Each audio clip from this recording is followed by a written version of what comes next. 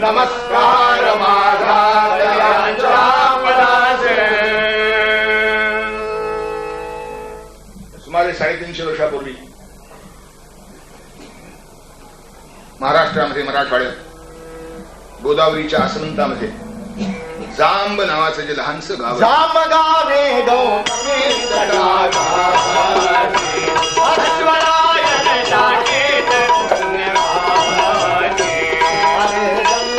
सूर्याजी पंत जाता पिता होता रे भक्त भास्करा, पिता होता रो भक्त भास्करा.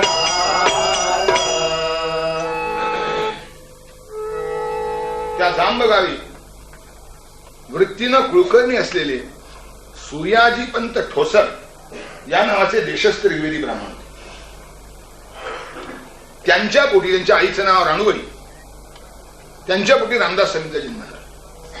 त्यांचं जन्मतः नाव नारायण होते, पण वडिलांची सूर्योपासना होती, आईचीही सूर्योपासना होती. जणू त्या सूर्योपासनेचं फल म्हणून त्या सूर्यप्रसादे करुण उच्चधारा दैदिप्यमान भरून नाम नारायण ठेविले की दयाचे.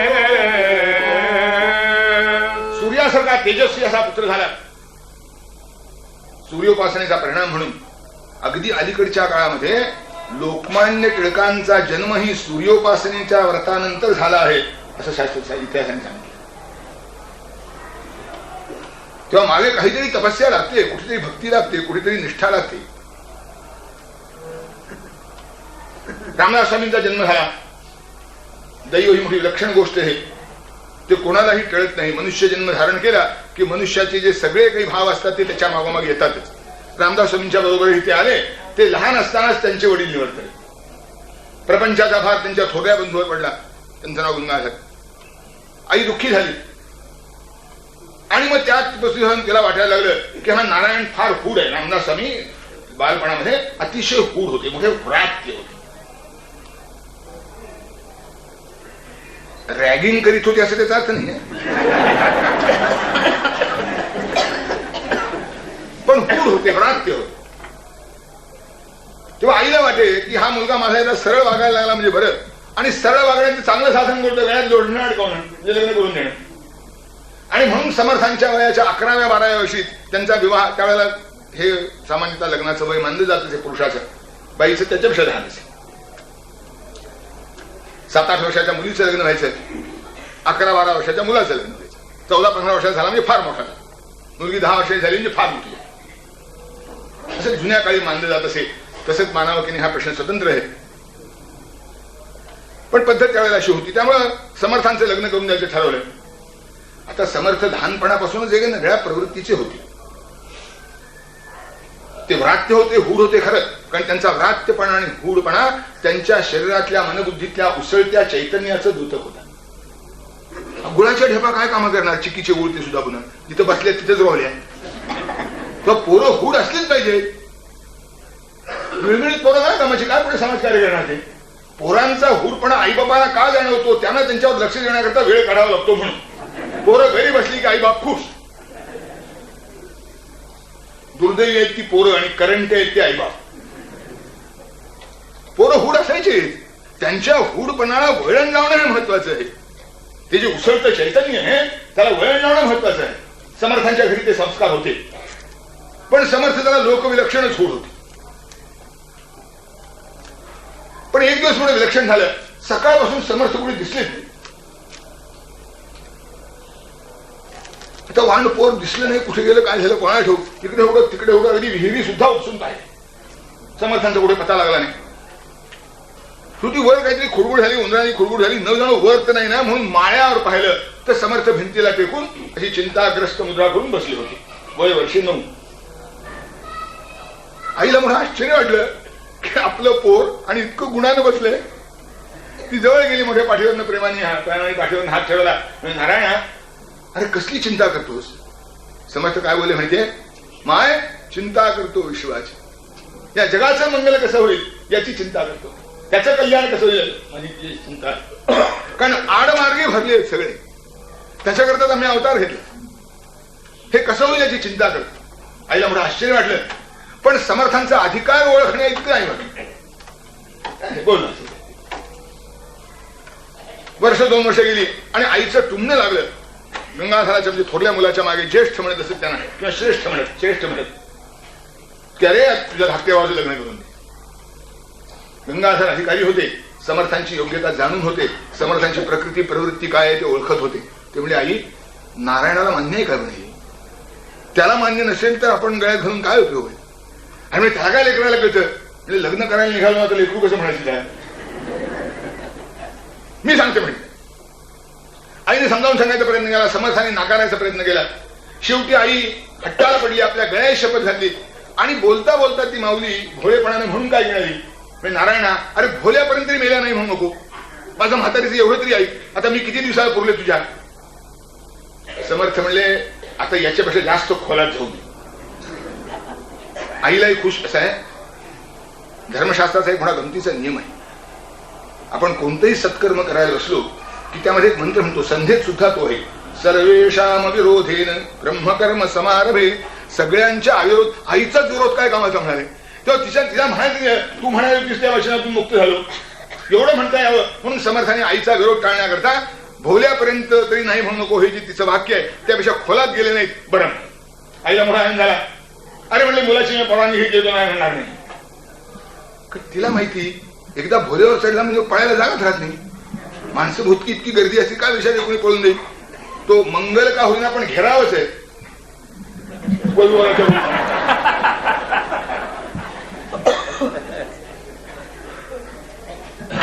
तर आईला मोठं काही त्यात विचित्र वाटलं नाही. ती हो म्हणाली. समर्थ शांत होत, थोड्या खोड्या कमी झाल्या. थोडी चिंता वाटत होती की आता ह्या आईला हो म्हणलो ते सुटायचं कधी यातून.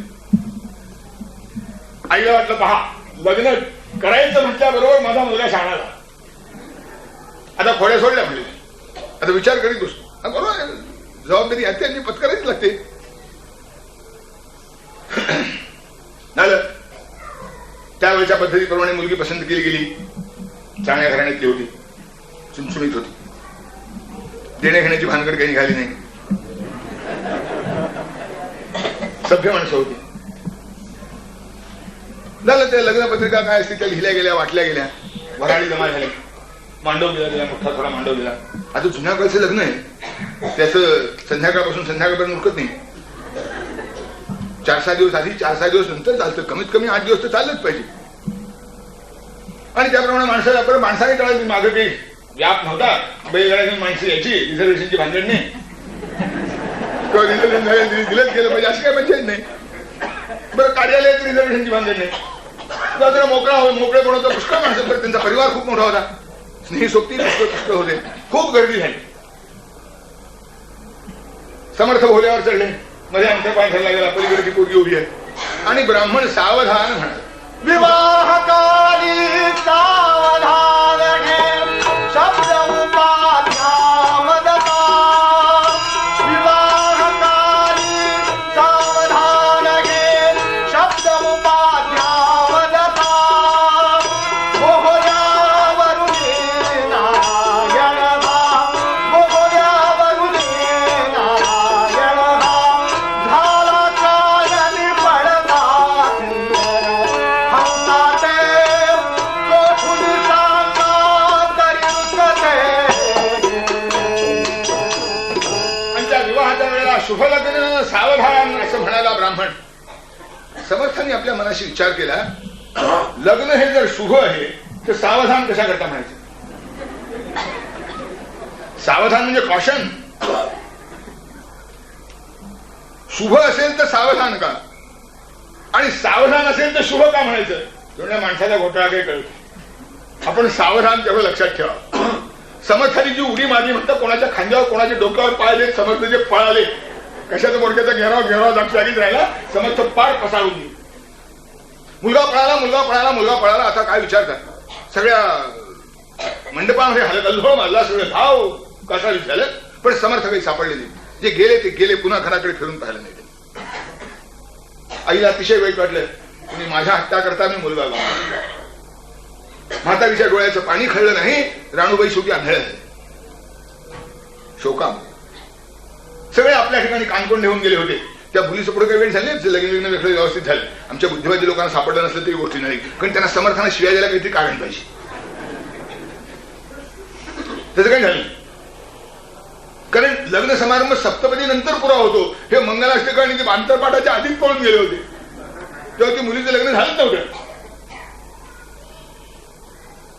समर्थ निघाले, तिथून गेले ते थेट, आता त्या काळी वाहतुकीची साधन काही नव्हती तेव्हा सापडणं काही शक्य नाही. तिथून जे समर्थ निघाले ते थेट नाशिक जवळ टाकळी नावाचं जे गाव आहे तिथे आले. वयाच्या 12व्या वर्षी घर सोडलं आणि तिथे 12 वर्षपर्यंत 13 कोटी रामनामाचा आणि 24 लक्ष गायत्रीच्या पुरस्चरणाचं अनुष्ठान समर्थांनी आचरुणे तपश्चर्येला, आचरुणे तपश्चर्येला रघुनंदन अपना केला सजगे. प्रगटला पुढे श्रीराम, प्रगटला पुढे श्रीराम, सुजन विश्राम विमल सुखधाम. अहिल्योद्धारी अहिल्योद्धारी जो भव भय संकटवारी सजगे. आचरुणे तपश्चर्येला, आचरुणे तपश्चर्येला रघुनंदन अपना केला.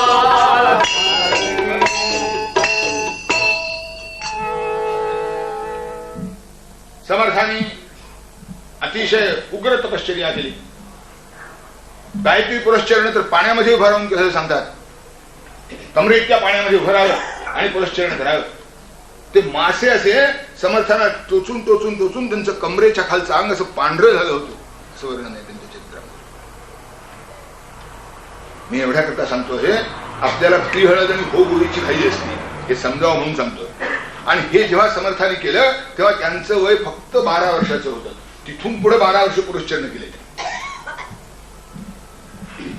अंगन गलितम परितम मुंडन दशन विहीनन जातन तुंडम वृद्धो याति गृहीत्वा दंडम. आणि मग ज्ञानेश्वरीन गीता काय भानगडे बघायला लागतो. आता कसं जमावं.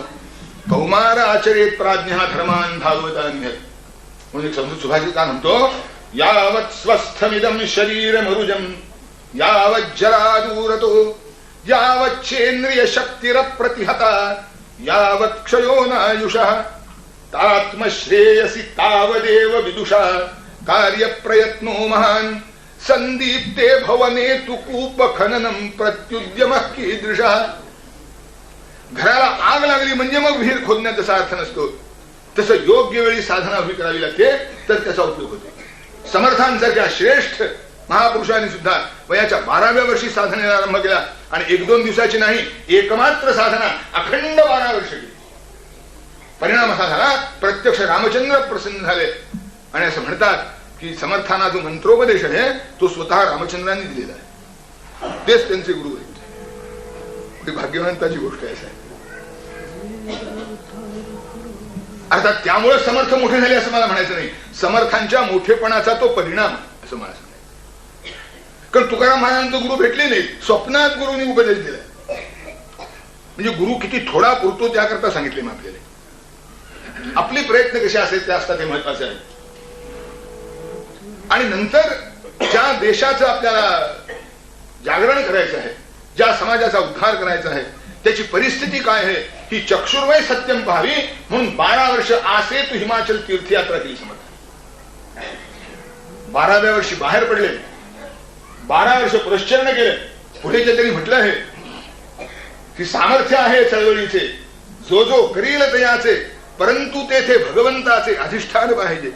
जर भगवंताच्या अधिष्ठानावर चळवळी सुरू झाल्या तर त्या भ्रष्टाचारी होत नाही. नाहीतर काय होतं आपण अनुभव घेतो जाऊ. समर्थांच्या चळवळीच्या मागे चळवळ तर होतीच, पण ती भक्ती घेऊन झालेली होती.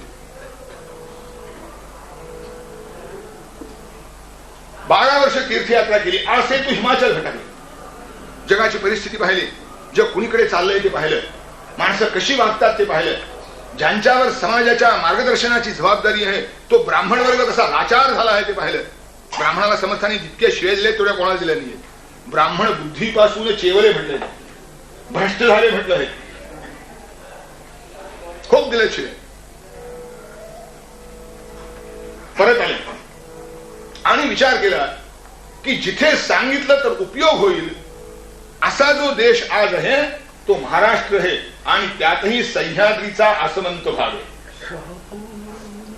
म्हणून सह्याद्रीच्या आसमंत भागामध्ये आज जो ज्याला सातारा आपण म्हणतात त्या सातारा भागामध्ये समर्थाने आपलं वास्तव्य केलं. एके जागी समर्थ राहत नसत, अनेक ठिकाणी संचार केले, पण त्यांचा तो जो भाग होता तो विशेष कर्तृत्वाचा भाग होता. जनजागरणाला तिथे आरंभ केला आणि त्याच्यासाठी लोकांच्या घरोघर जाऊन लोकांना जागृत करावं म्हणून मनाच्या श्लोकांची रचना केली आणि समर्थ भिक्षेच्या निमित्ताने घरोघर भिक्षा मागायला. महत्व हरिनामाचे कळवाया श्री समर्थ साधुवर फिरती मिशे भिक्षेशात पतितांचा जो करीत उद्धार. आपल्या घरचं शिल्लक ठेवून भिक्षा मागणं वाईट आहे. ज्याला संग्रहच नाही त्याला भिक्षा काही लाजित नाही. जर तेवढ्या कृतीत असली तर. आता पुष्कळ वेळा भिकारी जास्त आपण कधी बघितलं की नाही, भिकारी भिक्षा मागतो आणि त्याला म्हणणारे मोड नाही मी देतो 10-20 रुपयाची सुद्धा मोड आपण त्याच्याकडनं घेऊ शकता. आता हा भिकारी 20 रुपयाची चिल्लर याच्याजवळ सहज सापडते आणि म्हणून तुकाराम महाराज म्हणायचा प्रसंग आला भिक्षा पात्रावर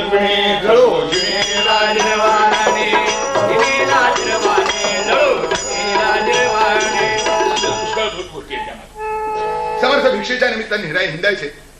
देशाची दशा अतिशय केविलवाणी झाली होती आणि म्हणून प्रत्येक घरामध्ये त्यांनी जावं आणि ठणकावून सांगावं अरे भवाच्या भये काय भीतो सलंडी धरी रे मना धीर धाकाची सांडी. समर्थासारख्या तेजपुंज पुरुषाच्या मुखातून बाहेर पडणारे शब्द, ती अतिशय सशक्त उंचीपुरी तेजस्वी मूर्ती, धणधणीत मेघगर्जनेसारखा आवाज, हातामध्ये कुबडी, उभारलेले हात, लोकांना धीर वाटत असे की कुणीतरी आपल्या पाठीशी आहे. अरे घाबरता झाला समर्थाची सेवका वक्रवा आहे असा सर्व भूमंडळी कोण आहे.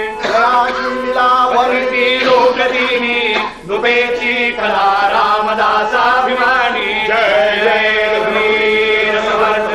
अरे भीताभ्याचे तुम्ही रामाचे भक्त आहात, रामाच्या भक्ताला घाबरायचं काय कारण आहे. हे सगळं त्या काळच्या परिस्थितीच्या वातावरणात आपण लक्षात घ्या म्हणजे लोकांना केवढा विश्वास वाटत असेल. भित्री माणसं कशी उठून उभी राहत असतील, कसं चैतन्याने उसळत असेल त्यांचं शरीर आणि असं घरोघर हिंडत यायचे. आता तरी काही गणन होतेच की नाही त्यात. अशीच भिक्षा मागता मागता समर्थ एका घरामध्ये आले. शहापूर नामे नगरी होती एक कृष्णा तीरी जेथे बाजीपंत शेकदारी करीत होता विफल हो. बाजीपंत नावाचा शेकदार होता. शेकदार हे उर्दू संज्ञा आहे. कर गोळा करण्याचा अधिकार ज्याला आहे तो शेकदार. आता बाजीपंत शेकदार होता. कोणत्या तरी टॅक्स ऑफिसर होता समजा. आता टॅक्स ऑफिसर म्हणजे कामधेनू दारात असते महाराज. हा बाजीपंत त्याचा उत्कृष्ट नमुना होता. सरकारी अधिकारी कसा असतो, कसा होता, कसा असेल त्यात काही फरक नाही.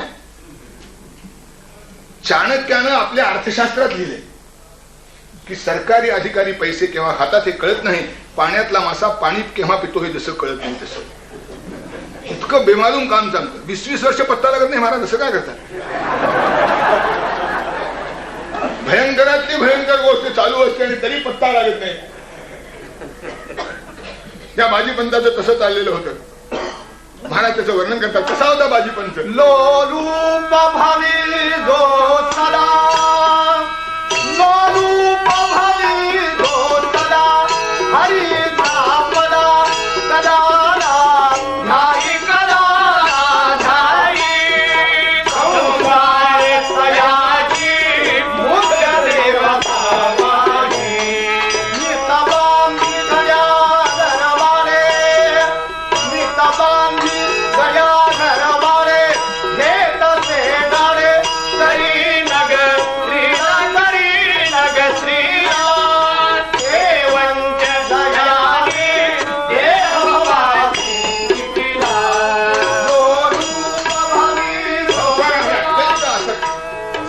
घराण्याची मुख्य देवता बायको म्हणजे कुलदैवत. तिला पण म्हणून सांगितलंय की बायकोला संतुष्ट ठेवलं म्हणजे तिच्या बायको संतुष्ट ठेवायची काय काय करावं लागतं ते सगळे त्यांनी करावं. तिच्या अंगावर असे दागिने साहेब अंगठ्यासारख्या गोठ पाटल्या होत्या तिच्या. शेवटी अवयव असा नव्हता की ज्याला आता दागिना घालावा. शेवटी पत्रा मारायचा शिल्लक राहिला होता, बाकी सगळं.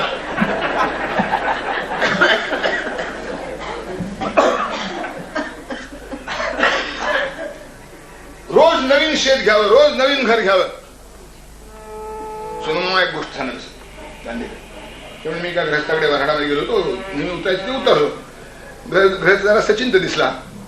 त्याला विचारलं का तुम्ही जरा सचिन दिसता. काही नाही म्हणले मामा तेवढं ते एक घर अजून ताब्यात आलं नाही. म्हणजे गल्लीतल्या सगळी घरं याच्या ताब्यात होती, एक राहिलं तेवढं घर ताब्यात आलं नाही म्हणजे मोकळा झालं म्हणाले. मामा त्याला म्हणला की तेवढं तरी दुसऱ्याला राहू दे, बाकीची सगळी तुझ्या मालकी झालीच आहे. तसा हा होता. नितबांधी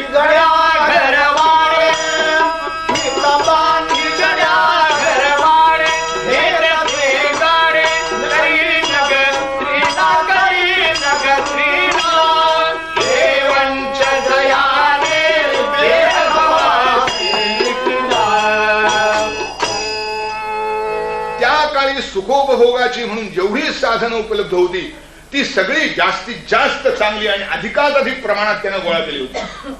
त्याकडे जे टीव्ही असतात तो सुद्धा त्यानं घेतला. पहिला घेऊन 2 वर्षाच्या आत पुन्हा कलर टीव्ही घेतला. त्यावेळी उपलब्ध होता म्हणून घेतला नाही. त्यावेळी सगळी जी साधनं उपलब्ध होती ती सगळी घेतली आणि विपुल प्रमाणात घेतली. आता हे सगळं करताना पैसा काय सरळ मार्गाने येतो. गरजेपुरता पैसा सरळ मार्गाने येऊ शकतो. असामान्य कौशल्य एखाद्याला असलं तर थोडा जास्त मिळतो. पण असं 2 वर्षात 5 वर्षात 10 वर्षात कोणी कोट्याधीश होत नाही. त्याला फक्त पुढारीच व्हावं लागतं, नाही तर सरकारी ऑफिसर व्हावं की ज्याच्या आता लायसन्स आणि परमिटच्या नाड्या आहेत. पूर्वी आपल्याकडे जन्मानच लायसन्स परमिट दिले असल्यामुळे कोणाला खुश करायचा प्रसंग नसेल. आज ती सगळी काढून घेतली आणि म्हणून लायसन्स परमिट त्यांच्या हातात आहे ते श्रीमंत होऊन झाला. हा खूप श्रीमंत होता. त्याचं दैव मागच्या जन्मात काय त्यानं पुण्य केलं होतं कोणा ठेव.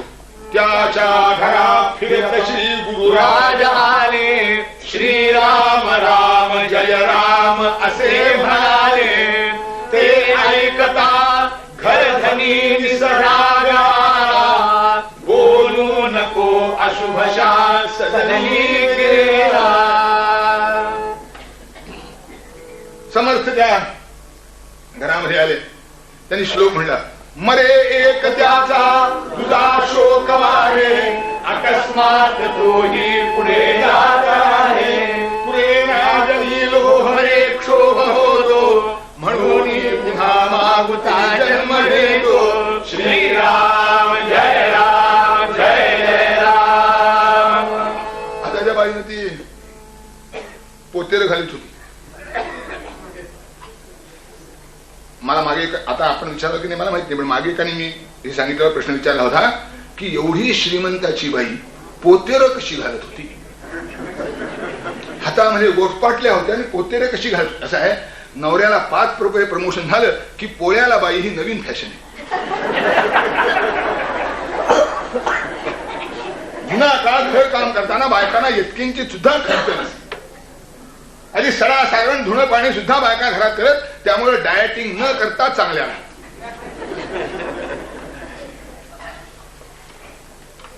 काम न करणं हे चमत्कारिक मानलं जात असे. काम करणं चमत्कारिक नाही. म्हणजे दादा एक गोष्ट सांगायचे की वऱ्हाडातला कुणीतरी एक मोठा श्रीमंत सावकार पैठणला आपली मुलगी द्यायला दिले. कसं कोट्याधीश सावकार होता. त्याचं नाव ऐकू ना. पूर्वीच्या काळी फार लांबची संबंध केले जात नसत, कारण मग त्यात काजी प्रकरण जन्माला येतात. परिवारात माहित असावं, पंचक्रोशीत असावं सामान्यतः, म्हणजे माहित असतं सगळ्या पिढ्यानपिढ्या सगळ्या माहित असतात. हा इतक्या लांब आला. त्या सावकाराने विचारलं की तुम्ही इतक्या लांब मुलगी द्यायला का आला.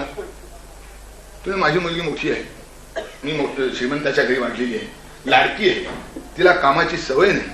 आपणही माझ्यापेक्षा चांगले श्रीमंत हा कोट्याधीश असं मी ऐकलंय, म्हणून आपल्या घरी मुलगी सुखात राहील म्हणून आपल्याकडे द्यायला आलो. हे म्हणजे बघा तुम्ही माझ्याकडे मुलगी देऊ नका. तुम्ही का? मी तिला रोज पैठणी नेसायला देईन, पण सडा सारवण तिला करावं लागेल. पैठणी नेसून केलं तरी चालेल. सडा सारवणात पैठणी खराब झाली तर पुन्हा नवीन घेऊन देईन, पण सडा सारवण तिने केलं पाहिजे. मी तिला सोन्याची घागर देईन, पण पाणी तिनं भरलं पाहिजे. मी जुना काळ सांगतो, आज सांगायची काय सोय. आणि हे जर स्त्री मुक्ती आंदोलनाला कळलं तर मला इंदूरच्या बाहेरच पडू द्यायचे.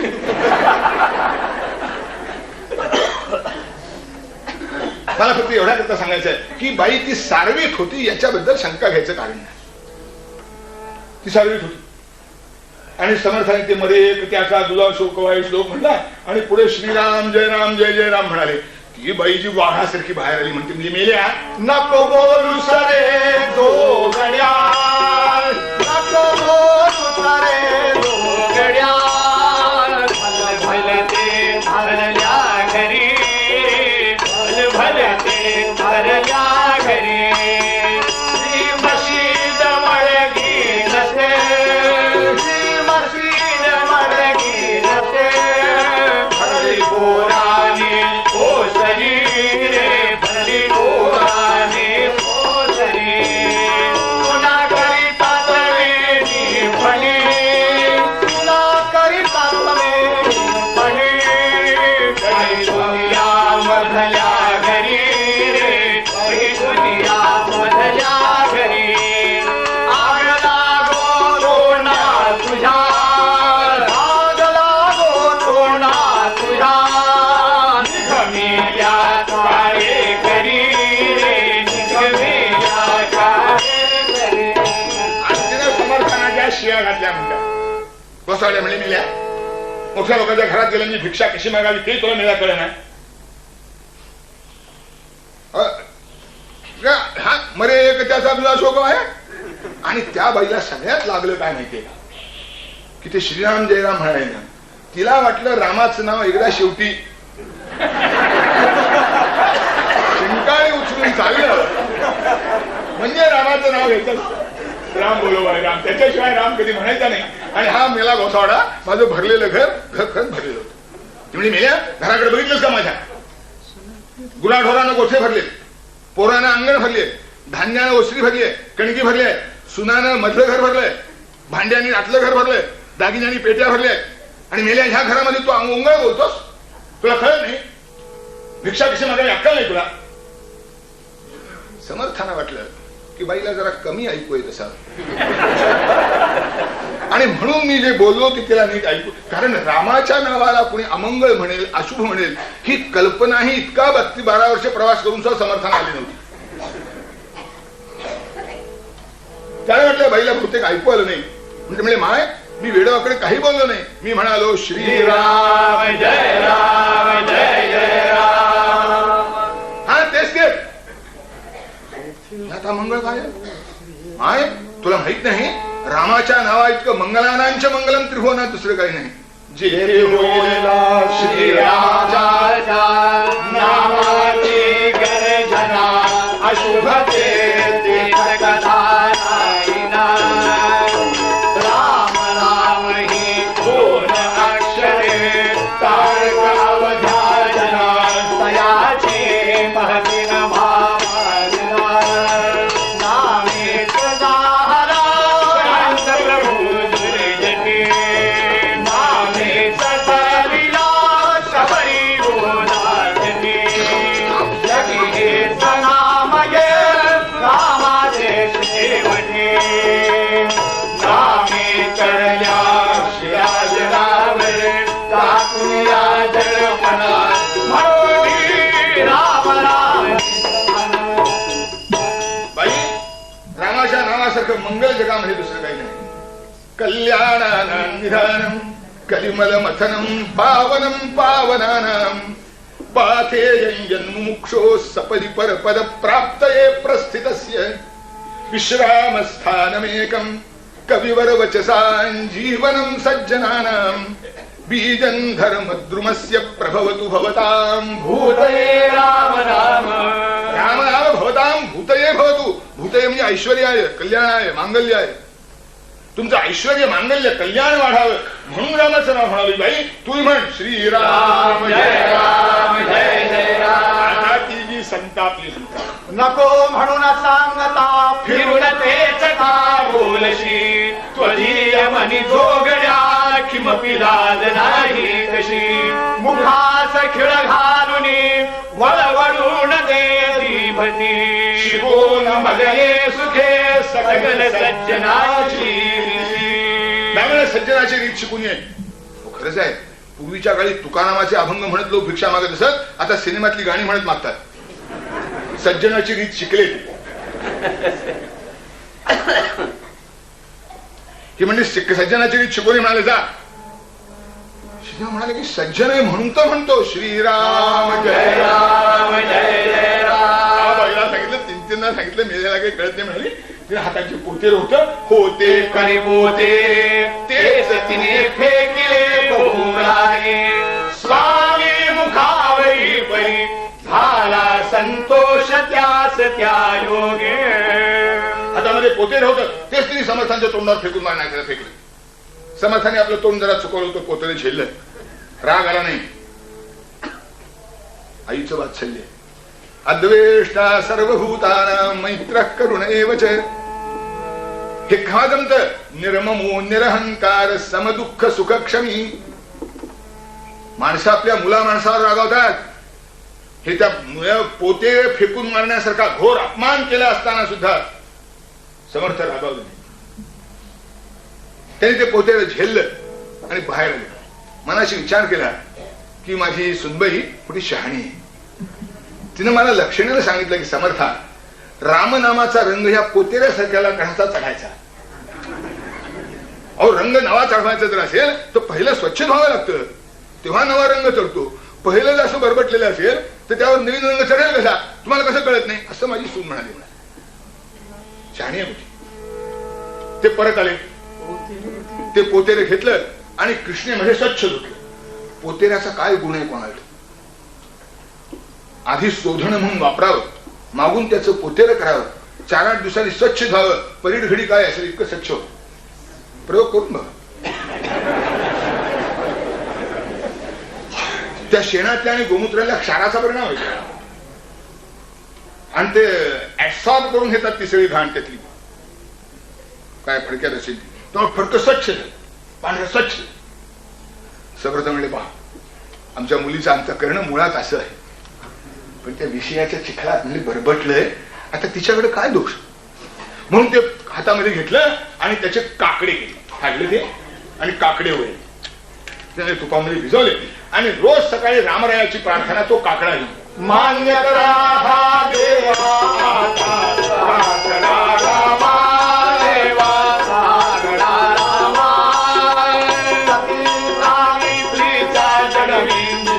बहु प्रेमा गोमया देवा सागरा रामा देवा सागरा रामा सती सावित्रीचा जडवी तुझ्याकडे बहु प्रेमा गोमयाने धुवून वस्त्र शुद्धाने केले देवा शुद्धाने केले विरोधात्मी जलदेशाने ते मग विदविले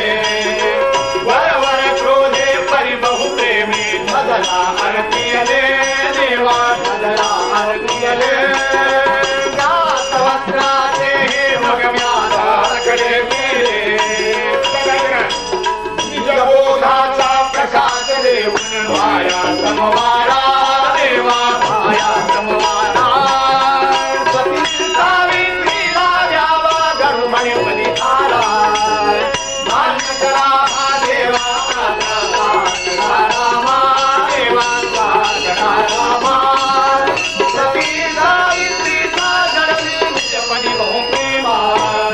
रामचंद्राशी रोज प्रार्थना करायची देवा हा काकडा प्रसाद आपण मान्य करा आणि हा काकडा जसा प्रकाशित झाला आहे तसं माझ्या पूर्वीचं अंतःकरण आपल्या भजनाच्या आनंदाने प्रकाशित होऊ म्हणा. तिनं माझ्याकडे अपमान करण्याचा फेकलं नाही पण काय करणार कृपण माणसाच्या घरात पोतेर सुद्धा असं कोणाला देणं चांगलं नाही. म्हणून वरी वरी क्रोधे परी बहु प्रेमी मधला आरतीयले देवा मधला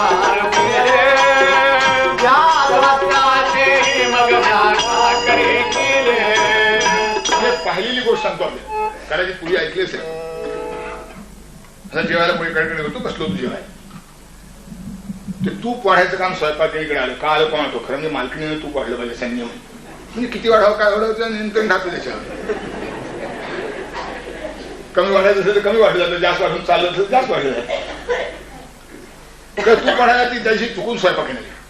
आता तिचं पोरगं बसलं होतं जेवायला, त्याला तुपाची आवड मोठी. गरीबाचं पोर केव्हा तरी त्याला तूप मिळायचं. ते म्हणजे आणखीन वाढ. आता त्या बाईला जोर रागला, घे तुझ्या घे. आता रागा पाडल्यामुळे कोणाला बोलता येईल ना. कोणाला 5-6 गंजी तूप मिळून गेलं. बरोबर क्रोधे परिगौप्रेमे मदला हरतिले देवा मदला हरतिले जात वस्त्राचे काकडे केले म्हणाले. आता निज बोधाचा प्रकाश देऊन माया समवारा देवा माया समवारा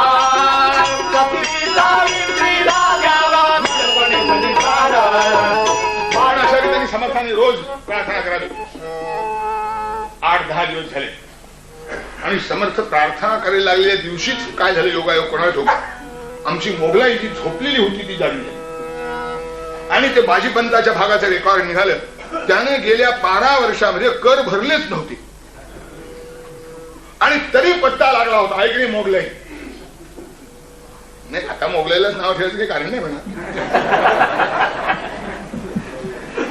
आणि त्या मोगलाईचं राज्य जाळं झालं म्हणून आमचे महाराज वर्णन करतात की मोगलाई याचं नावच असं आहे की मोगलाई म्हणजे मोगलाईच. ते एरवी कळायचंच नाही कशी होती. म्हणजे दादा लिहितात आदिलशाही तख्त विजापूर गादी बादशाहाची रियासत मुसलमानाची हे बंद कायदा बंद दादनारा युद्ध कवनाची खिलाफत हमेशा पैशाची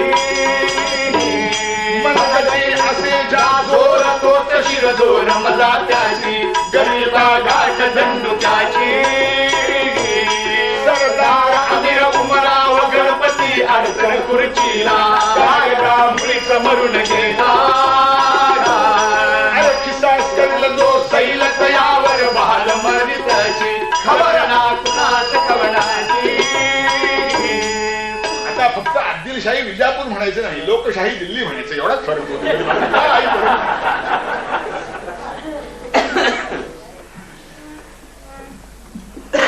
ते मोगलाई राज्य ते जागे झालं बाबा. जाओ गिरफ्तार करो बाजी बंद करो बाजी बंद हे दुनिया नहीं इन्होंने बदमाश बड़ा है बपन बेमान हो गया बेमान हो गया राठवाड़ी की दिल जमाने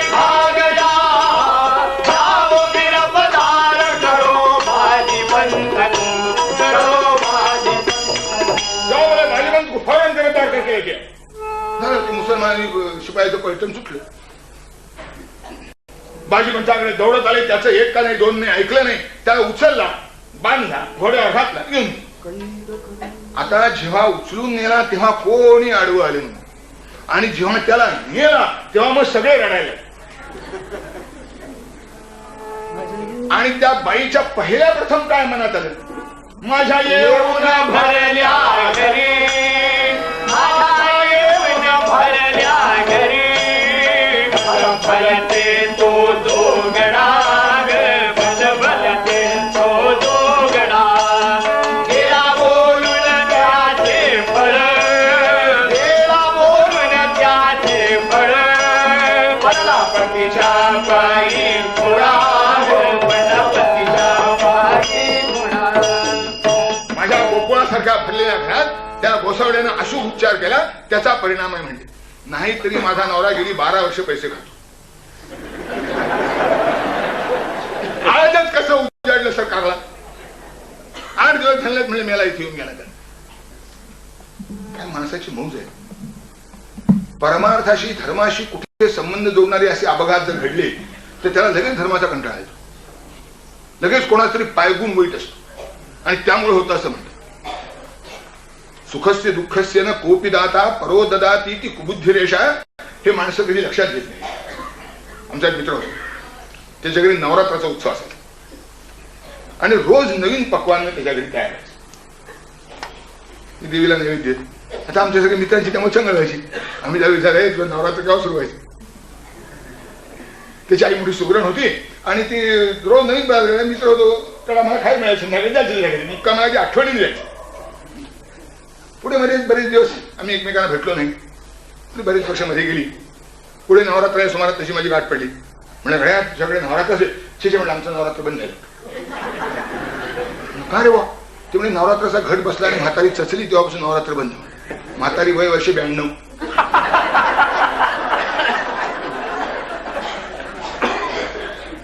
अनेक कुळधर्म कुळाचार देवधर्म असे लाभत नाही म्हणून बंद होतं. असं काहीतरी होतं ते देवधर्म सुरू होतो, असं काहीतरी होतं. एखादा अपघात घडतो गेला आणि चांगलं घडलं म्हणजे देवाचं महात्म्य वाढतं.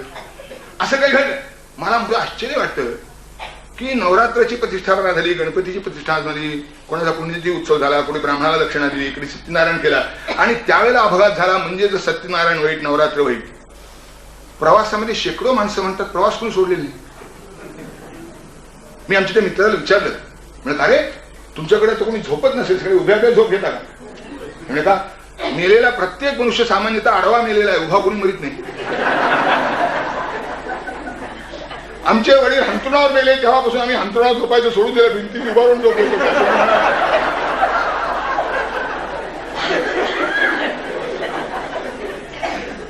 घशात घास अडकून माणसं म्हणतात कोणी जेवायचं सोडित नाही.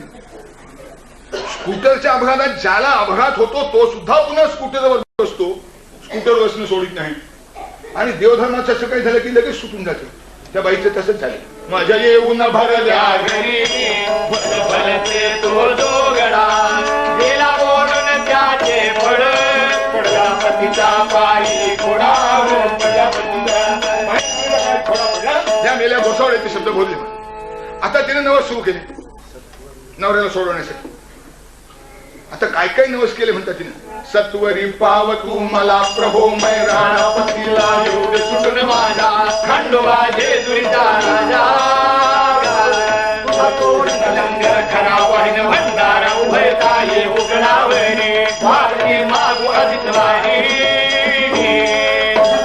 घेईन बयागे बयागे बया परडी घेईन बयागे उदे थोड्याची माळ धरण गंठी होमवा सरे कणके मुजास नाड कोणी बहीण तू भावे देवाना देव सगळे संपले. मलिदा दावल मलकाला फिरायला मलिदा सुद्धा त्याने कबूल केलं.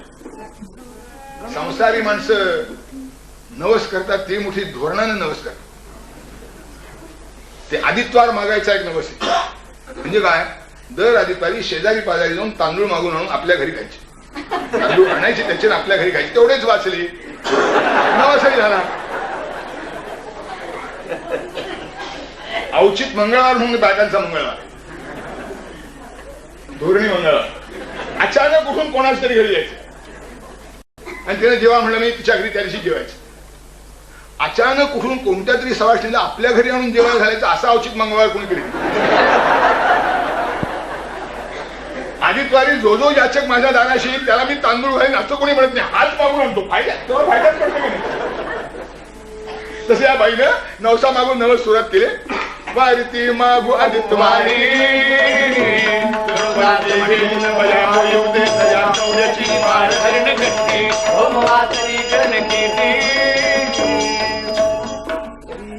आणि महाराज आमचे शेवटी लिहितात सगळे नवस केले पण ह्याच्यामध्ये भाव कोणता. गणुदास म्हणे माहिती सती फुलास बनवत करी भारे कागुणे राजा रघुवीर. गीतेमध्ये सगळं सांगितलं ना. यांती देवव्रता देवान पितृन यांती पितृव्रता भूतान यांती भूतेजा यांती मदिया जिनोपी माम. की भूत प्रेत पिशाच यांच्याकडे लोक भक्ती करणारे असतात. जर कधी फळ असलं तर ते सुद्धा भगवंताच्या सामर्थ्याचा प्रभाव आहे हे लक्षात येणे. आता काय करणार बाईचं झालं असं. परी एकही न पावला देव उपाय धारे सर्व सत्यास कसे ठाव तेथे यश ये कोठुने. नवसाच्या वस्तूचं देवाला आकर्षण नाही, भाव आणि उत्कटता मागे असेल तर कदाचित त्याला फळ येतं. तर फळ भावाचं आणि उत्कटतेचं असतं, तुम्ही बोललेल्या वस्तूच्या प्रकाराचं नसतं. कारण त्याचं आकर्षण देवाला असेल काही कारण नाही. आता भाव आणि उत्कटता असणारा मनुष्य बहुतेक नवस करीतच नाही, आणि जो नवस करतो त्याला बहुधा भाव आणि उत्कटता नसते. योगायोगाने काही जमलं म्हणजे तेवढं देवाचं महात्म्य वाटतं. मी मला 2-4 दिवस पुष्कळ या विषयावर बोलतो. एकही देव पावला नाही. पावेल कसा? भावे येणं देव हा देव मुळी भावात राहतो. उत्कटता आणि शुद्ध भाव ही परमेश्वराकडून येणाऱ्या संदेशाची किंवा परमेश्वरापर्यंत पोहोचणाऱ्या संदेशाचा टेलिफोन नंबर आहे. आता तो बरोबर सापडला नाही नुसती, अरे नंबर माहित नाही, नुसता असा तर करून काय हो, योग्य नंबर मिळाला पाहिजे की नाही. एकही देव पावला. आता इकडे काय झालं, बाजबंदाला घेऊन तुरुंगात घातला, अंधार कोठडीत टाकला, त्याच्या पायामध्ये मनामनाच्या वेड्या ठोकल्या, आणि ज्या तऱ्हेची परिस्थिती त्यानं कधी आयुष्यात भोगली नाही का पाहिली नाही ती त्याच्या वाट्याला. आणि मग असाच जाळा झाला म्हणताना असा लक्षात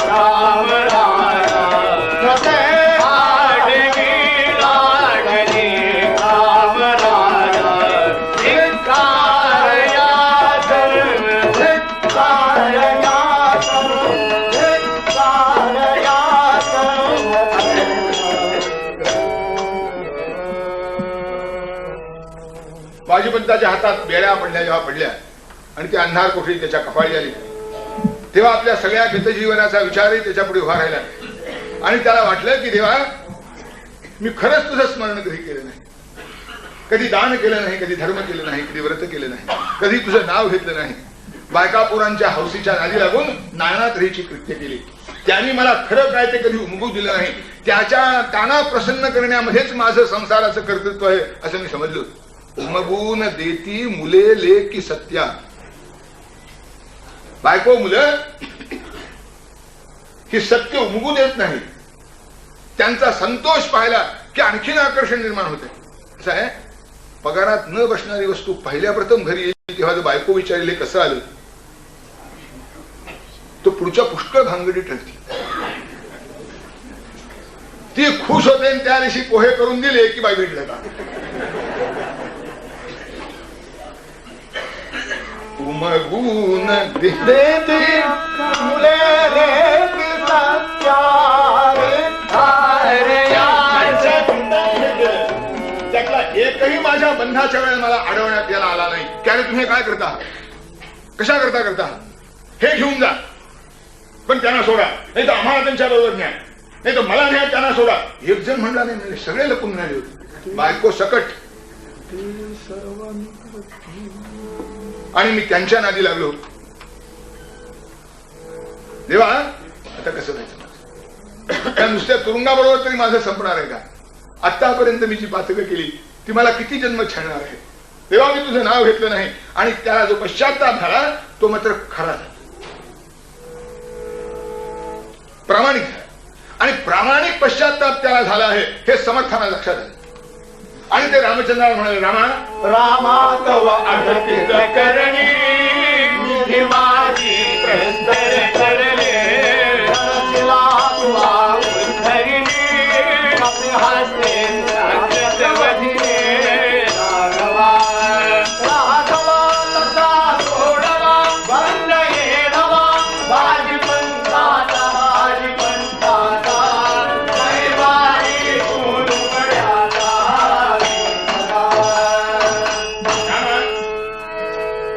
तुमचं कर्तृत्व मोठं अघटित आहे. आपल्या नामाच्या प्रभावानं दगड सुद्धा तरले. ये मज्जन्ति निमज्जयन्ति च परान् ते प्रस्तरा दुस्तरे वार्धौ वीर तरन्ति वानरभटान् संतारयन्ते विषय नैते ग्राव गुणान् वारिधि गुणानो वानराणां श्रीमद्दाशरथे प्रताप महिमा सोयम समुजृंभते. अरे ज्यांनी बुडावं ते दगड धरले, स्वतः धरले नाही, वानरांना काढून गेलं. केवढं सामर्थ्य त्या दगडावर नाही आलं. हा तुमच्या नामाचा प्रभाव आहे. तुम्ही मनात आणल्यात तो बाजीपर्यंत दुरुस्त होऊ शकतो. त्याला झालेला पश्चाताप खरा आहे. मोठा कर्तृत्व संपन्न मनुष्य आहे. 12 वर्ष पैसे खातून पत्ता लागू देत नाही, काही सामान्य प्रकार नाही. तेव्हा मोठा कर्तृत्व संपन्न नाही, मोठा बुद्धिमान आहे, शंका नाही. फक्त थोडी डायरेक्शन जर त्याच्या बदलली विचाराची आणि वर्तनाची तर फार चांगला होण्याची शक्यता आहे. असंच आहे. अत्यंत आसक्त मनुष्य जर बदलला तर तो परमार्थात तेवढाच आसक्त होतो आणि लवकर प्रगती होते त्याची. अशी कितीतरी उदाहरणे आहेत आपल्या लोककथेमध्ये. वाल्याचा वाल्मिकी झाल्याचं वर्णन आहे. ते असंच बदलल्यामुळे तुलसीदास असेच कामी होते. सुरुवातीच्या पूर्वायुष्यामध्ये जरा दिशा बदलली की इकडचे तिकडे निघून गेले. आपलं सगळं मिळमिळीत आणि बेताच असतं. इकडे फार नाही, तिकडे फार. एक्स्ट्रीमिस्ट लोक सुधारण्याच्या दृष्टीने फार चांगले असतात. तेव्हा म्हणले इकडे जेव्हा आसक्त होता जर बदलला तर केवढं कार्य करेल. मला असं वाटतं तुम्ही त्याला आता वाचला. राम म्हणले मी कशाला वाचायला पाहिजे, तुलाही तेवढी शक्ती आहे, तू वाची. देवा त्याचा काय फायदा. अरे म्हणले तुझं मोठे आम्ही त्यालाच तर भीतो म्हणाले. म्हणती मुळे नाश होतो तवाळे हरे राम हा मंत्र सोपाल पाळे. तेव्हा मी नाही तुम्ही ना. आता शेवटी रामचंद्रांना समर्थाचं ऐकावं लागलं. पण रामचंद्रांनी आपलंही सोडलं नाही. परमेश्वर जे गेले तिथे कसे गेले. विजापुरी करी हरी गमन शीघ्र अत्यादरी करात बडी असे रुळती केश पाठीवरी उभा तिलक चंदनी प्रभू समर्थ झालासे अशा अजित नाम ते वदनी आपुल्या घेतसे. काय करावं म्हणले या समर्थाच्या हट्टाला. असं काहीतरी घडल्याशिवाय याला जे लोकसंग्रहाचं कार्य करायचंय ते खरं म्हणजे पुरं होणार नाही. पण आता हा उगीच नाही म्हणतो. ठीक आहे म्हणले मी माझं काम करून टाक. रामचंद्र जे गेले तिथे ते समर्थांच्या वेशात गेले. समर्थ नाही म्हणाले, रामचंद्राला जा म्हणाले, ते म्हणजे जातो. करात कुबडी असे रुळती केश पाठीवरी. त्रिपुंड लावला आहे, हातामध्ये कुबडी आहे, पाठीवर केस लोळत आहेत, छातीवर दाढी लोळती आहे, कौपीने परिधान केली आहे, एका खात्याला झोळी अडकवलेली आहे, कुबडी हातात धरली आणि रामचंद्र तिथे जे गुप्त झाले तेथे बादशाच्या दरबारात. श्रीराम जय राम जय जय राम. आणि श्लोक काय म्हणला. समर्थाची या सेवका वक्र बाहे असा सर्व भूमंडळी कोण आहे. दयाशीला वर्णी लोकदिनी नुपेक्षी करा रामदासाभिमानी. श्रीराम जय राम जय जय राम. आणि रामनामाची गर्जना त्या मुसलमान दरबारात झाली. सगळे आ करून बघायला लागले. समर्थांचं तेज असं लक्षण होतं की कोणाला वर मान करून हे काय चाललंय असं म्हणायची हिंमत झाली नाही. उलट समर्थांच्या त्या व्यक्तिमत्वाचा प्रभाव असा, त्या तपस्येचा प्रभाव असा. निस्पृहस्य तृणं जगत. अभय हे तर सत्वगुणाचं पहिलं लक्षण सांगितलं. दैवी गुणाचं पहिलं लक्षण निर्भयता आहे. कोणाचं भय कशा करता बघायचं. ज्यांना काही असल्यानं त्याच्या मनात खौख होतं. तिथे काही नव्हतं, मोकळं होतं का. भय कशा करता. समर्थ दाटपणे उभे राहिले आणि त्या राजाला म्हणाले, राजा अरे तुला काही समजतं की नाही? बंदगाना हमने ये बुरा किया, ये बुरा किया, नागवाजी पंथ को मोहब्बत में रख दिया, देखा अकलमंद बना अपने सियासत में वही बकनावी बंदगाना हमने ये बुरा किया. तू एवढी गोष्ट केलीस की बाजीबंदासाठी चांगल्या कर्तृत्ववान माणसाला तुरुंगात टाकलेस. त्यांनी पैसे खाल्ले, खोट्या म्हणाले. आता काही खरं काही खोटं बोला, शेवटी राजकारण आहे. पण त्याचं शास्त्र सांगितलं ते महत्वाचं आहे. तेवढे पैसे खाल्ले बिल्ले नाही. त्यानं वेळोवेळी रक्कम जमा केली. मधल्या गडबडीच्या काळामध्ये काही दिवस तुंबून ठेवावी लागली, पण जेव्हा पाठवली तेव्हा बरोबर पाठवली. मागेच बाजी पंताने महार भल्या झाडीला देऊन रकमची सहारी नाही गाफील कधी राहिला. चालता बाई रस्त्यात मोहवाडीत होऊन द्यावात पांगळा झाला बंद पुढील कुंतला चिंताजी पंत देसाई दुर्भर कधी देह गाविसा जवळ रक्कमती आली लागेल भरवसाचा परिचाची जमेदारीने परिचाची जमेदारीने नीती गुणवान तिने अनुमान नाही केला. बाजीबंदानं भल्या नावाच्या महाराबरोबर सगळी रक्कम पाठवली होती. हा भल्या महार म्हणजे सदसद विवेक बुद्धी. पण तो जेव्हा रक्कम घेऊन निघाला तेव्हा देहवाडीमध्ये त्याला मोह पांगळा झाला, म्हणजे वाद झाला त्याला आणि पांगळा झाला. आणि तिथे जो गावचा प्रमुख होता चित्ताजी पंत देसाई दुर्वर्तनी देहगाविसा देहगावीचा चित्ताजी पंत देसाई थोडा दुर्वर्तनी होता म्हणाले. त्यानं ती सगळी रक्कम हडप केली.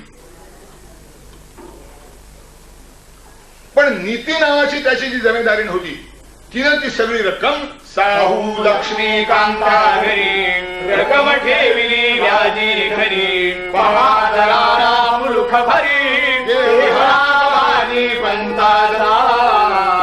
या नीती नावाच्या त्या जमेदाराच्या बायकोनं म्हणजे चित्ताजी पंत देसाईच्या बायकोनं, हा चित्ताजी पंत कोणाचं सांगायची काही गरज नाही, त्यानं ती सगळी लक्ष्मीकांत सावकाराच्या घरी रक्कम ठेवून दिली म्हणाले त्या बायकोने. एकोत्रा व्याजाने ठेवली. आज 12 वर्षाची रक्कम साचली आहे. तुझ्या पोस्टात 6 वर्षात जर दुप्पट होते तर 12 वर्षात किती होईल? चौपट होईल. तर ती सगळी घेऊन आलोय म्हणजे मी. कारण हे मला त्याच्या बायकोकडनं कळलं. मी तिच्या घरीच कामाला असतो. त्या बाजीबंदाच्या बायकोनी मला सांगितलं ही रक्कम आणि परमेश्वरानं आता हा लक्ष्मीकांत सावकार म्हणजे देव स्वतःच, आणि रक्कम कुठेही असली तरी त्याच्या बाहेर थोडीच जाते. कुठे असली तरी ती त्याच्याकडेच आहे. फक्त त्याची ती होते केव्हा? जेव्हा माझेपणा सुटतो तेव्हा होते. बाजीबंदाला ज्या क्षणी पश्चाताप झाला त्या क्षणी ती सगळं रक्कम परमेश्वराची आहे. आपली आपण आपला मी लावतो म्हणून ती देवाची होत नाही. मी सुटला की सगळं देवाचंच आहे, किंवा मी सुटला तर सगळे माझं आहे, काय हरकत नाही त्याला. मी रामकृष्ण भगवानाची कविता आपल्याला सांगितली होती, कोण ठोक सांगायला सांगितले सगळं. माझ्या फार आवडीची कविता आहे. पुन्हा पुन्हा मी ती सांगत असतो. रामतीर्थ म्हणाले एके ठिकाणी, रामतीर्थ स्वामी रामतीर्थ की अपने मजे के खातिर गुल छोड़ ही दिए जब सारे जहां के गुलशन मेरे ही बन गए. गुलाबाचं फुल माझ्या उपभोगा करता आहे ही भावना ज्या क्षणी मी सोडली त्या क्षणी जगातल्या साऱ्या फुलावा माझ्या मालकीत आहे. गांधीजींनी त्या ज्या ट्रस्टीशिपचा उल्लेख केलाय ना ती ट्रस्टीशिप आहे. त्या लक्ष्मीकांताच्या घरी ती गेली रक्कम गेली आपोआप. ज्या दिवशी याला पश्चाताप झाला की माझं चुकलं आणि खऱ्या भावाने झाला त्या क्षणी ती त्याची झाली. तेवढे मी आणली सगळी आणि अक्षरशः त्याच्या हिशोबाच्या चौपट रक्कम साधून केली. अशा राजा माणसाला सोडणं चांगलं, तुरुंगात ठेवणं चांगलं नाही झालं, त्याला सोडून घ्या. अगदी मदारुल महान म्हणजे मुख्य प्रधान ते त्या बाजीपंताची क्षमा मागे गेली, त्याला तुरुंगातनं सोडला, मोठा सन्मान केला त्याचा. आता त्याला असं अवघड झालं म्हणतात, तू म्हणला हे सगळं घडलं कसं? पैसे जेव्हा घडलं म्हणतात ते मान्य जाऊन म्हणलं माझ्या बायकोने काही व्यवस्था केली का कोण आठवत. त्यानं प्रधानाला विचारलं की महाराज हे सगळं झालं कसं? मी हत्तीच्या पायी जायचा, तोफेच्या तोंडी जायचा, खेळ ठोकून मारला जायचा, यातलं काही न होता माझा सन्मान होतो, ज्या भागाचा मी शिरदार होतो त्या भागाचा मला सुभेदार नेमलं जातं, हे काय प्रकरण आहे? ते म्हणजे मला माहित नाही बाबा, एक कुणीतरी गोसावी आला होता आणि त्यानं असं असं केलं. गोसावी कोण? गोसावी आला असं असं होत, त्यांनी सगळं ते वर्णन करून सांगितलं.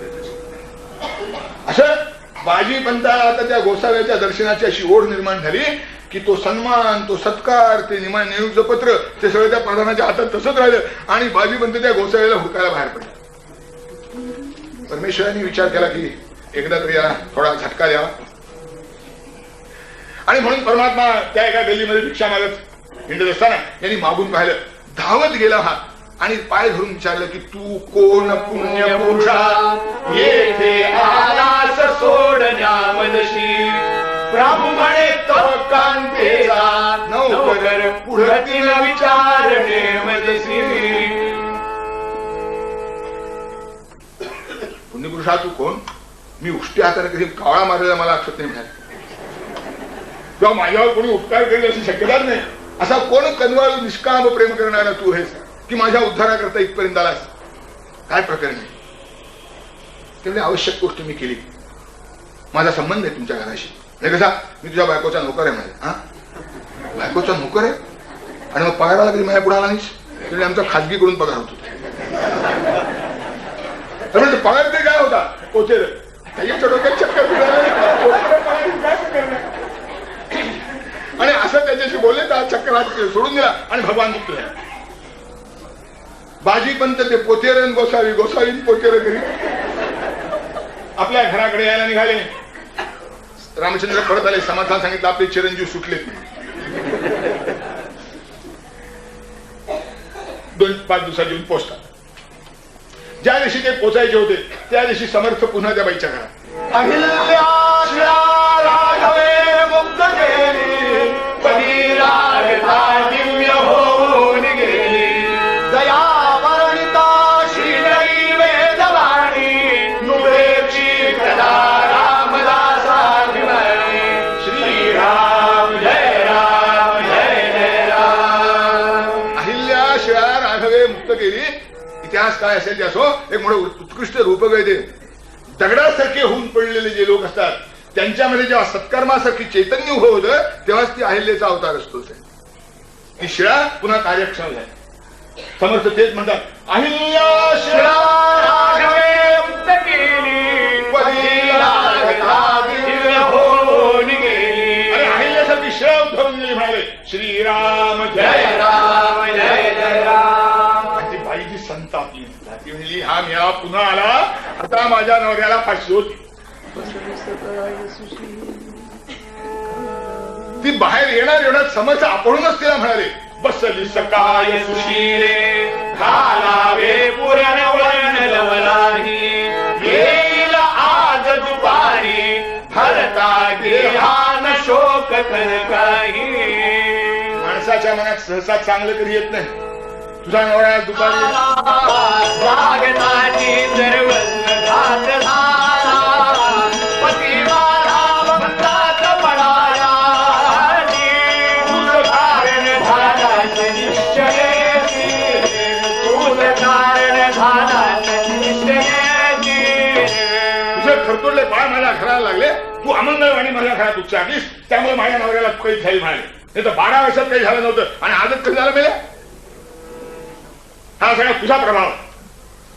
समर्थ असले अजून तुझे वेळे पण जात नाही. दुष्कर्म मुली तव पतीचे, दुष्कर्म मुली तव पतीचे, त्याचे त्या कळले जाते.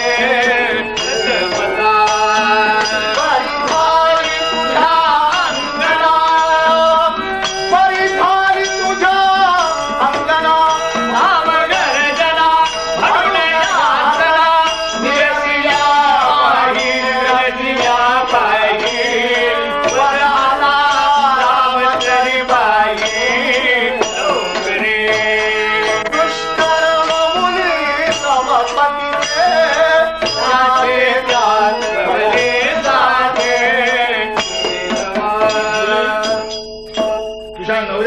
आयुष्यभर केलेली पाप त्याला फळली आणि म्हणून त्याला तुरुंगवास घडला, शिक्षा झाली.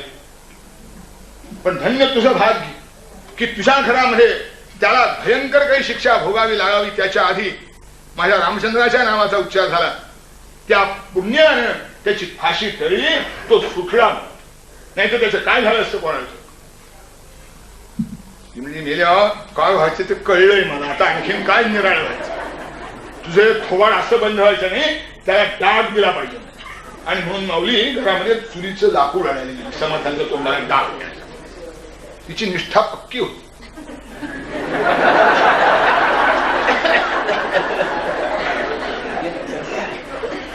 रामाचं नाव हे अमंगळ आहे. त्यानं वाईट होत, माणसाच्या पापानं वाईट होत मुळीच नाही. देवाचं नाव घेतलं की वाईट होत. ती चुरीतलं लाकूड आणा देवी. समर्थ म्हणले आमची सुनबाई करावी. खरंच तोंडाला डाग दिला म्हणजे माझं बोलणं बंद व्हायचं. जाऊ दे, आपलं काम झालं म्हणजे तिला सूचना द्यायची ती दिली. समर्थ बाहेर पडले. समर्थ बाहेर पडले. आता याला इतकी घाई झाली होती की समर्थांचा अंदाज चुकल्यासारखा झाला. हा 2 तास लवकरच आला. तो इतुक्यात पातला देन गुलाबून भाजी बंद प्रवेश करिता अंगणात घरसारे आनंदले. आणि भाजी बंद सुटला की बायको आता डोळ्यात धूर, हातातला कुड जळत. ये मेले आता होते बाजी बंद समोर. म्हणले वा, आमचं स्वागत तर मोठं चांगलं झालं. अगं म्हणजे कोणाला पळवतेस तू.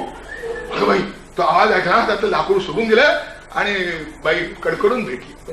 पतीला त्या सती बाई उठून कंठा भारी चंद्री बाई. अरे आमच्या संसारात किती कधारा बंद सुटण्या कोणता यत्न केला. बंद सुटण्या कोणता यत्न केला. आणि नवऱ्याच्या गळ्यामध्ये म्हटली, पुण्याने अश्रू भरून आले डोळ्यामध्ये. नाथ, असं काय केलं की ज्याच्यामुळे इतक्या लवकर आपली सुखरूप सुटका झाली. हाय पैसे बिले गेले असते काय हरकत नाही, पुन्हा मिळवू. तू मला काय विचारतीस. खरं म्हणजे हे सगळं तुझं कर्तृत्व हे. बंद मधील सोडलेला, बंद मधील सोडलेला, बंद मधील सोडलेला. पती आपुला घरी आणला, पती आपुला घरी आणला. बंद मधील सोडलेला, भूपाला दमयंती भूपाला दमयंती भूपाला भूपाला भूपाला दमयंती.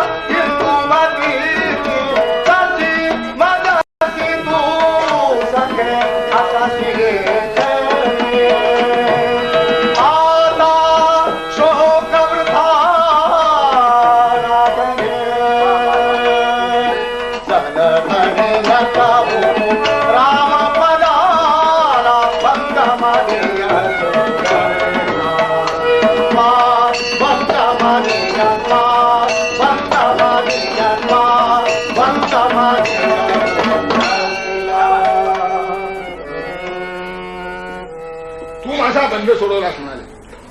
आणि मग मला विचारतील कसं झालं म्हणून. अगं पुराणामध्ये आम्ही पतिव्रता स्त्रियांच्या कथा ऐकत होतो, नल दमयंतीचं नाव ऐकत होतो, इंदुमती रघुराजा राजराजाचं नाव ऐकत होतो. त्या योग्यतेची तू आहेस. आता मनुष्य सरळ बोलला नाही तरी ते मुळात बाकडे लागत असे. आणि त्या नवरा बायकोचा संबंध काय पाहतो.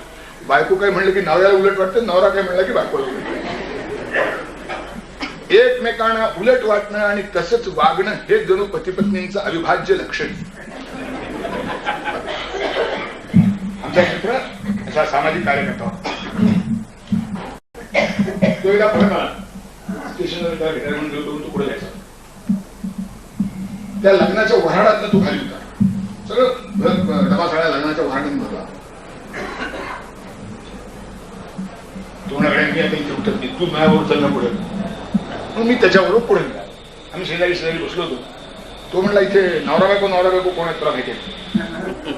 तुला तरी माहितीये का? आपण दोघे तुझ्या घरचं वराड आहे. नाही म्हणा माझ्या घरचं वराड नाही, माझी वाटली तरी घरची. मग तू कसे ओळखले? जवळजवळ बसले. छे म्हणा जवळजवळ बसले. बायकोनं काही म्हणलं की नवऱ्यानं खोडून काढले, नवऱ्यानं काही म्हणलं की बायकोनं खोडून काढले. असं ज्यांच्या बाबतीत घडलं ते नवरा बायको असते पाहिजे, ज्या निश्चयाला आले.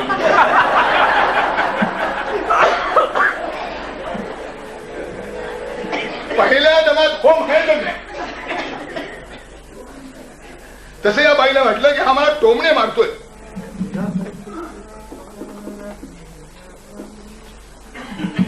नाही खरंच नाही, तुझ्या गैरशपथ घेऊन सांगतो की तुझ्यामुळे माझा बंद सुटला. तुझ्यातर्फे एक आला योगी सोडवाया मला.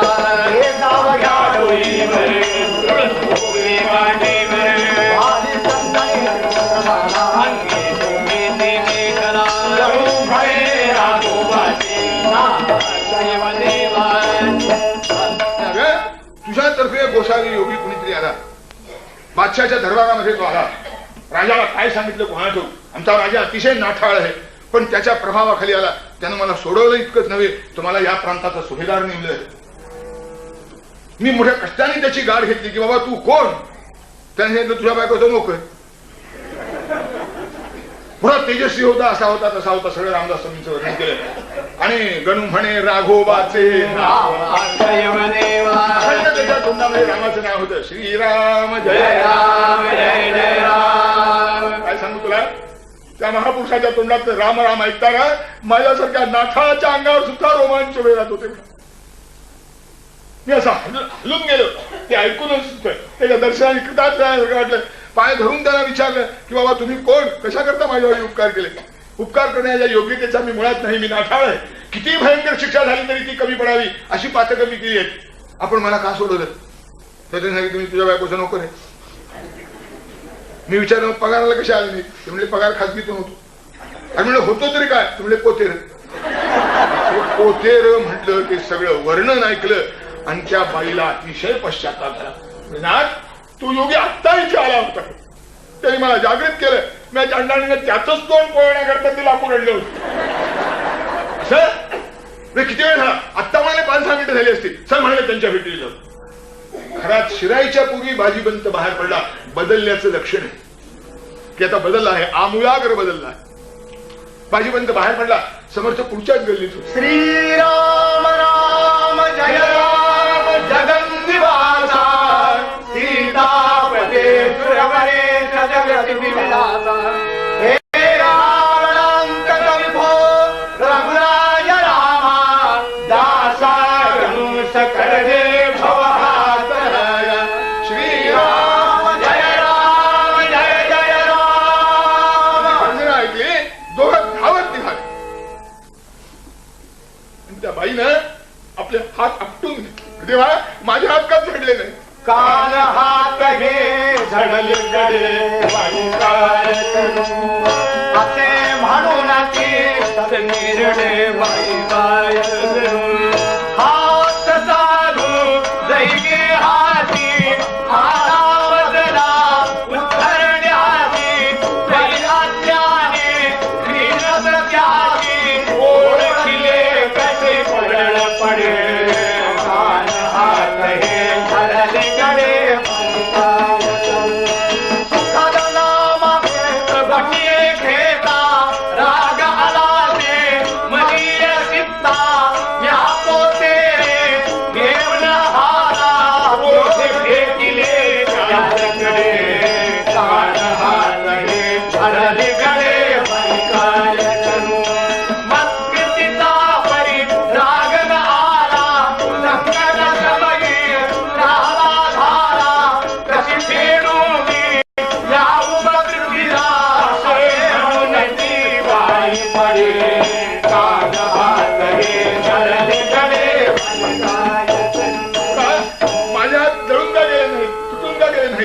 गेले नाही. हा पुण्यपुरुष माझ्या घरी आला, त्यानं मनुष्याचं कल्याण करणारा रामनामाचा मंत्र जपला. या चांडाळीने त्याला वेडवाकडे बोलून पोतेड्याने मारलं, पण तरी हा महापुरुषाला राग आला नाही. उलट अडचणीच्या वेळी मला पाठीशी वारायला. जन्मदाते आईबाप सुद्धा इतके कन्नड होत नाही.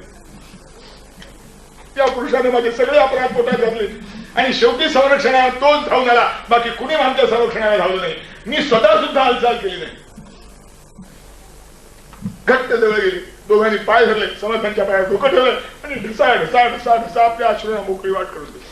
जणू अभिषेक झाला. पश्चात्तापेन शुद्धती. पश्चात्तापासारखं शोधनाला दुसरं चांगलं साधन नाही. आणि म्हणून भगवंतांनी गीतेमध्ये आश्वासन दिले हे, अपिचेत सुदुराचार भजते माम अनन्यभाग साधुरेव समंतव्य सम्यक व्यवस्थितो हिसा.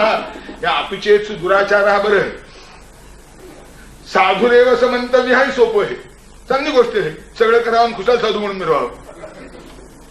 माधे म्हटलंय भजते माम अनन्यभाग, एवढंच जमत नाही. खरा पश्चात्ताप झाल्याशिवाय ते साधत नाही. अहंकार सुटावा लागतो, वासना मुक्ती व्हावी लागते. दोघांच्या पर तो प्रभाव झाला होता, कारण उत्कटता होती.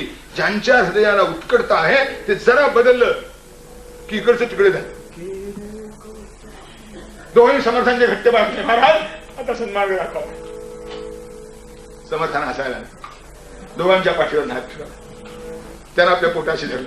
बाळानो, मी काय केले कौतुक मजवणे आरोप करी. नामाची महती तुला समजली, हे मात्र चित्ती धरी. आहे हा नरदेह याच करिता, यावे प्रभूच्या पदा. भक्तांची हरितो सदैव अपदा, नित्यानुवेष्टी मुलांनो, हा सगळा परमेश्वराचा प्रभाव आहे. हे रामानं केलेलं कौतुक आहे. मी केलं हा तुम्ही माझ्यावर आरोप करता. अहंकरो मी तीर्थाभिमान. निष्कारण अभिमान माणसं मी केले म्हणून बाळगतात. मी काही केलं नाही, परमात्म्याने केले. एक बरं झालं, पण या सगळ्या प्रसंगातून नामाची महती तुला समजली, हे मात्र चित्ती धरी. अनुभव यावा अशा गोष्टी रोज घडत नसतात.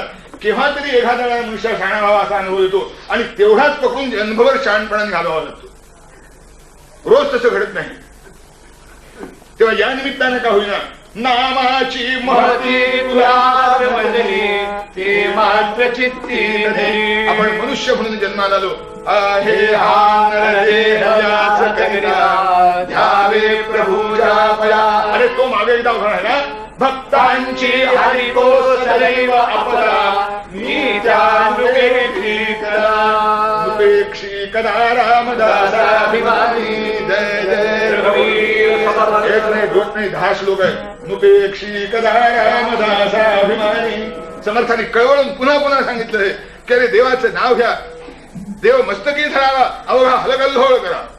मग कसंही वागा, पण देव मस्तकी धारण करून तुमच्या सगळ्या अडचणीतून परमात्मा तुम्हाला तारून येईल. कारण तसं तरुण जाण्याचं धैर्यच माणसाला प्राप्त होतं. परमेश्वरावर निष्ठा असते. परमेश्वर तसा पावतो आणि तसा धरून नेतो असं खरं नाही. एक गोष्ट लक्षात ठेवली पाहिजे. असे सगळे शब्द ऐकले म्हणजे माणसाला असं वाटतं मग ठीक आहे, देव धावून येईल. देव धावून येतो म्हणजे काय होतं माहितीये? न देवा दंडमादाय रक्षन्ति पशुपालवत यंतु रक्षितुमिच्छन्ति बुद्ध्या संयोजयन्ति. देव हातामध्ये जनावर जशी हाकतात, गुरं जशी राखतात, तसं हातामध्ये दंड घेऊन माणसाला राखत नाही. कळप जसे जनावरांचे फिरवतात तसे फिरवित नाही. तो माणसाचं रक्षण करण्याची असलं म्हणजे ददा मी बुद्धी योगंतम ये नमामुपयांति ते. न देवा दंडमादाय, बुद्धी नाही तो त्याला. मला खरंच सांगा, अशी विवेकी बुद्धी कधी उत्पन्न होत नाही का हो? सामान्यतः निर्लज्ज माणसाशिवाय बाकी सगळ्यांना होते. त्याला आपण दाद देत नाही, एवढीच अडचण आहे. म्हणून समर्थ म्हणतात नामाची महती तुला समजली, ते मात्र चित्ती धरी. नामाची महती तुला समजली, आता ती लक्षात ठेव. याकरता मनुष्याचा देह आहे की परमेश्वराचं व्हावं, देवाचं काम करावं. देवाच्या भजनात महादेव काम करावं म्हणजे नाम काय म्हणजे सगळं सोडून द्यावं नाही. नाम जपते रहे काम करते रे. नाम जपत राहावं आणि काम करीत राहावं. दोन्ही गोष्टीची आवश्यकता असते. थोडं थोडं आता ही प्रेरणा व्हायला लागली. नाम जपते रहे काम. नाही तर पूर्वी माणसं नुसतीच काम करीत होती, नाम जपत नव्हती. नाही तर नुसतंच नाम जपत होते, काम करीत नव्हते. जे नुसतं नाम जपत होते ते बुवा झाले, जे नुसतं काम करत होते ते ऑफिसर झाले. समाजाचं काम कोणी केलंच नाही. दोघांची जोड घालावी लागते. आहे हा नरदेह याच करिता ध्यावे प्रभूच्या पदा. अरे तुझं काम करू सा म्हणा. रामचंद्राच्या समोर चला आणि आता आपण कसे वागू त्याची प्रतिज्ञा करा. भगवंताची आरती करा. जय जय रघुवीर जय अगमला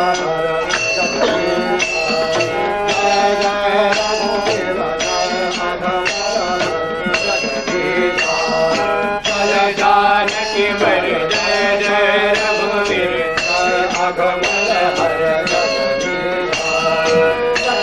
अहिल्या उतरली सती अहिल्या उतरली कपिवर केला पुरवणे कपिवर केला पुरवणे कपिवर केला पुरवणे शबर बिचारी मुन बनरी शबर बिचारी मुन बनरी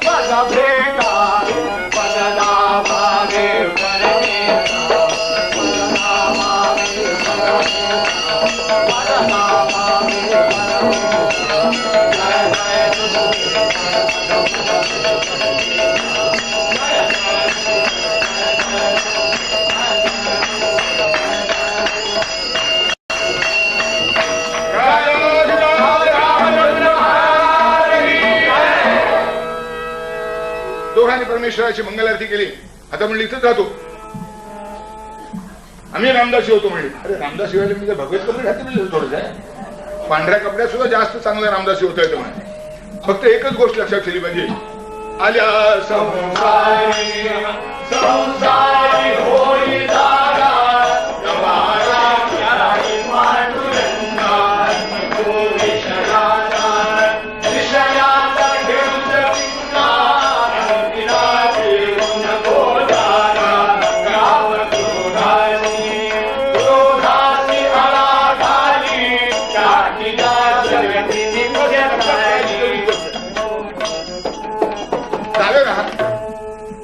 विषयाचा पिंगा खेळू नका.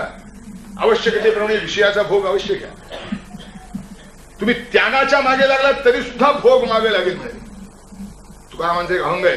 त्यागे भोग माझ्या येतील अंगाशी मग मी ऋषिकेशी काय करू. ओ शरीराने सुटत मनात तसंच राहतं. मनात नाही गेलं तर लाभ होतो. आता उगीच्या उगी सोडलं म्हणजे मग आठवण फक्त त्याची होती. ते कडक उपास करणारे लोक असतात ना त्यांच्या समोर काही खाऊ नये.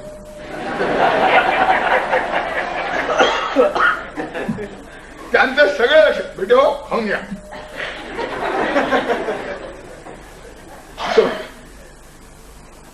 म्हणून विषयासक्त होऊ नका एवढी गोष्टी घ्या. नको विषयाचा खेळ पिंगा आणि तिला देऊ नको जाणार. विषयाचा पिंगा खेळताच येत नाही. विषयाचा पिंगा खेळायचं ठरवलं की आणि ती पत्करावीच का. आणि हे कशामुळे होतं? कामक्रोधामुळे होतं. म्हणून कामक्रोध आणि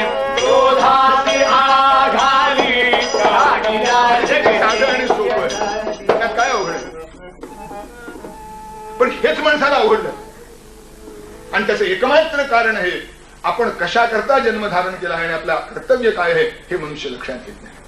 मनुष्य देह हा काहीतरी सत्कर्म करण्याकरता आहे, उदात्त कृत्य करण्याकरता आहे. पोर सगळ्यांच्याच मागे लागलाय. काकोपी जीवती चिराय बलिंच भुंकते. मग मनुष्य राहिल्यात काय नाही. म्हणून त्यानं गणू म्हणे जाय भक्ती मार्गा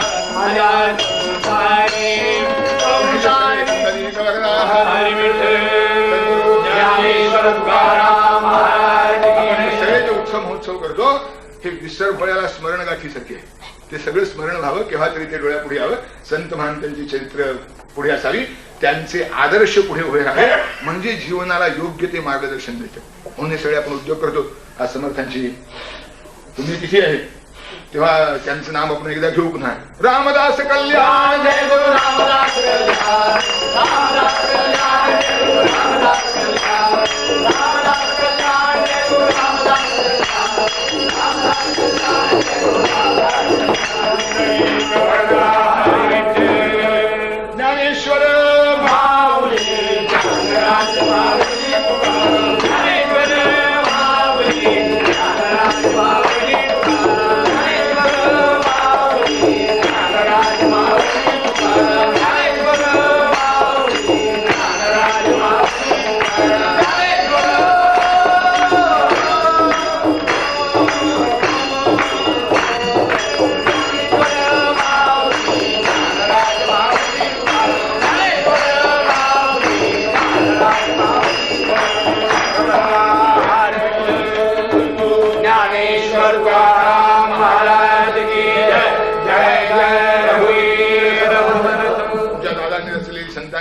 माझ्या शक्तीप्रमाणे मी आपल्यापुढे सादर केली आहे. ज्या उत्सवाच्या निमित्ताने आपण 4 दिवस इथे जमतो आहोत त्याची उद्या सांगता आहे. काल्याचं कीर्तन उद्या सकाळी 9:30 वाजता उभा राहील. आधी 8 ते पुढे प्रार्थना प्रवचन होईल. प्रवचन नेहमीसारखं 9 वाजेपर्यंत होणार नाही, थोडं आधी संपेल. आणि 9:30 वाजता बरोबर काल्याचं कीर्तन उभा राहील. ज्यांना शक्य असेल त्यांनी मूठ पसा, चुरमुरे, लाह्या, पोहे असे कोरडे पदार्थ घेऊन यावे. आपण ते काळा म्हणून एकत्र करू, प्रसाद म्हणून वाहू. पुंडलिक वरदा. आज समर्थांचं आख्यान असल्यामुळे समर्थांची वेगळी गोष्ट सांगायची केली. ज्ञानेश्वर तुकाराम महाराज की जय. जय जय रघुवीर अनंत गाढाचारा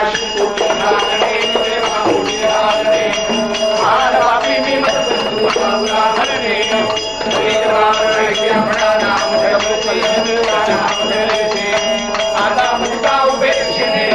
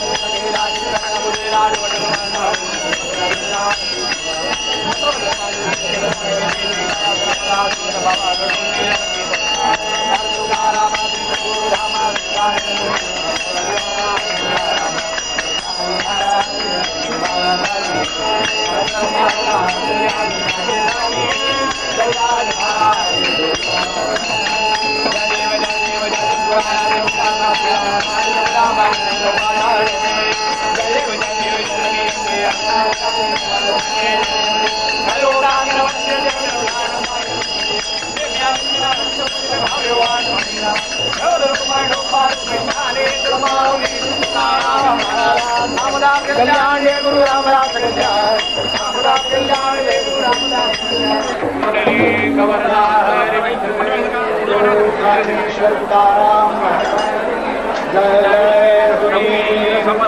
जय